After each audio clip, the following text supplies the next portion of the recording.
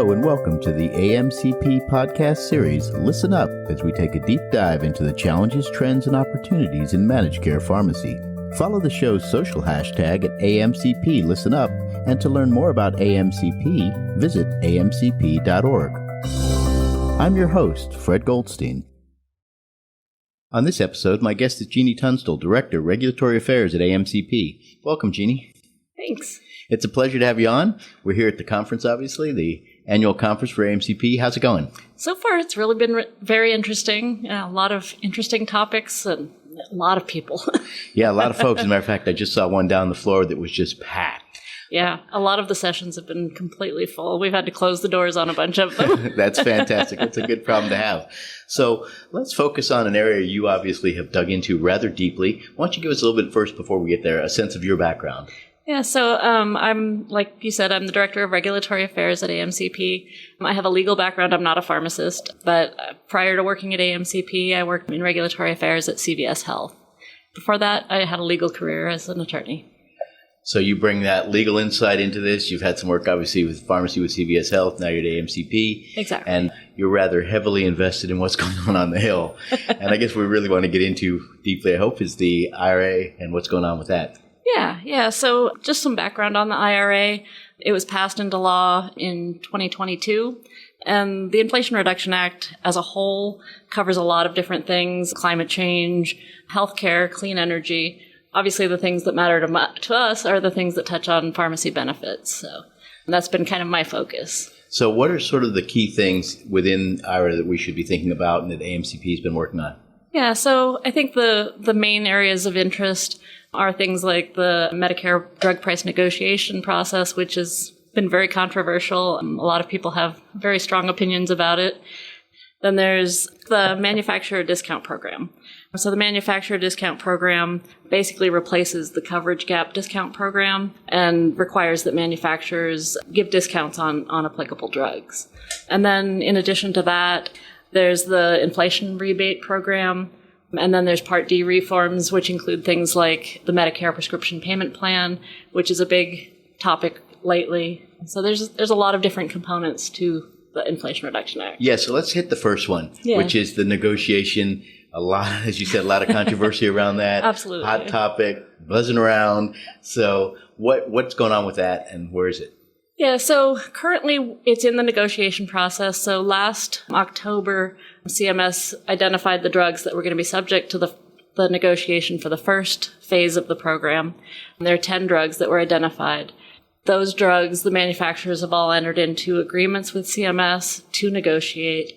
And as you know, CMS provided an initial offer on those drugs to the manufacturers, and now we're currently in that negotiation process. CMS will be releasing and publishing the maximum fair price that's reached during those negotiations in September, and then those prices will be effective starting in 2026. But because this is a very controversial thing, there's also legal challenges going on at the same time. So a lot of the manufacturers, even though they're currently in the negotiation process, have also challenged it through filing lawsuits against CMS. So there's sort of two tracks. You know, we've got the actual implementation working through the process, but then we also have the legal challenges that are separate, and that will take some probably years to work through that system.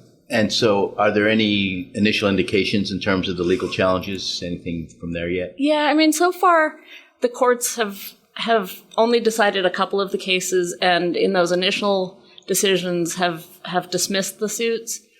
But those are, you know, subject to appeal, and so there's still other avenues that those cases could take. You know, they're still subject to administrative processes. The other thing is that a lot of the suits haven't gotten to an initial decision, so they're still in the sort of the early phases, like motions for summary judgment, motions to dismiss. So until the courts work through those, it's hard to say exactly how it'll end up.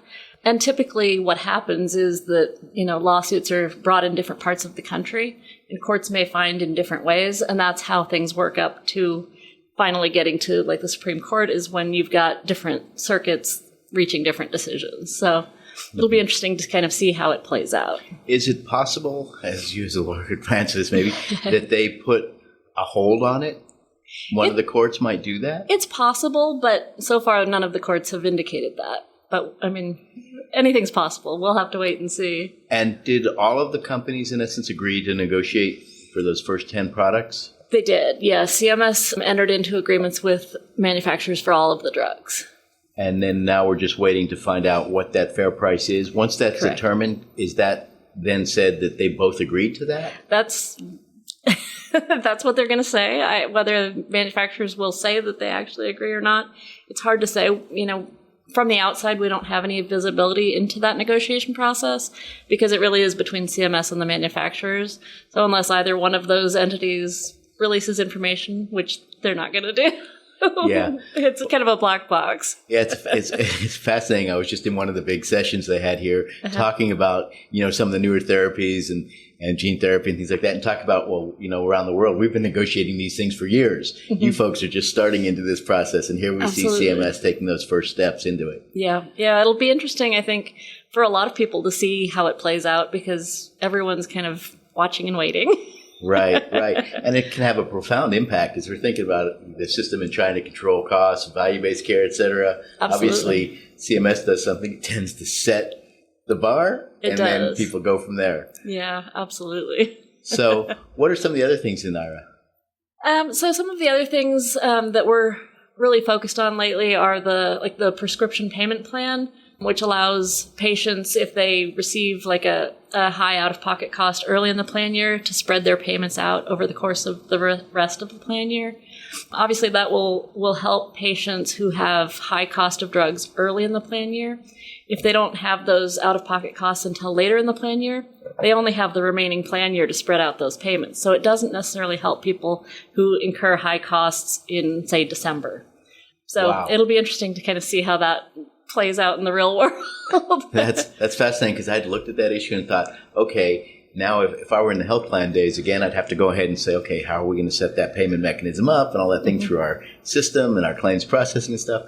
But I hadn't thought of the fact that it's based on a calendar year. So if you're late in your calendar year, it can be of little to no benefit. Absolutely. Yeah, it really does help people who have those high costs early in the plan year, and it doesn't do anything for people who have those costs later in the plan year. So, have you heard anything about them maybe going back and taking a look at revising that somehow? Well, CMS doesn't have that ability because the way that the statute reads, it's already in the statute. So, CMS can only do what they can do, and they don't have the authority to go outside of what the statutory language is. Wow. So, it's possible that the statute might be amended through legislation, but CMS is in the regulatory process, not the legislative process. Now, I'm thinking about that from a patient perspective, and I'm saying to myself, if I know I'm going to have something coming up, do I delay it until the first of the year to get that treatment so I can then spread those payments out? And what might be the health impacts of that kind of behavior? Yeah, I think that's definitely a concern. I don't know whether patients will be that sophisticated in their thought process or not. I think there are a lot of ways that the system might be gamed. So if that is one possibility. Another possibility that I think health plans are concerned about is, if non-payment. If health plan has to pay that money regardless. But if the patient doesn't come back and pay those monthly payments, that bad debt, it becomes the responsibility of the payer. And if the patient then switches to a different health plan, they could incur that new debt with a different payer. And it ends up being the responsibility of the payer to cover those costs. So the liability is an interesting issue. So does the debt flow over if you change plans? The debt remains with the original payer. Payer. Yeah. So they got it. And now I'm wondering if, we saw the major issues around payment associated with hospitals and, putting the burden on individuals who perhaps didn't have the funds to pay for it and receiving a lot of flack.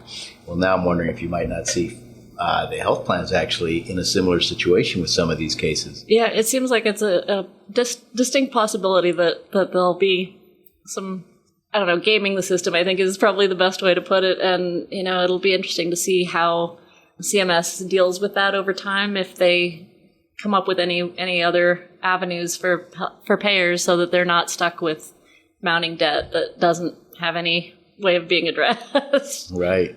Fascinating issue. What else in the IRA? So there's a lot of things that the IRA covers, as far as things like capping out-of-pocket costs. There's vaccine requirements. Insulin is capped at $35 a month. There's a lot of things, and different parts of the Inflation Reduction Act take effect at different times. So some of the requirements are already in place. Some will be in place by January 1 of 2025. And that's things like the Medicare inflation rebate program.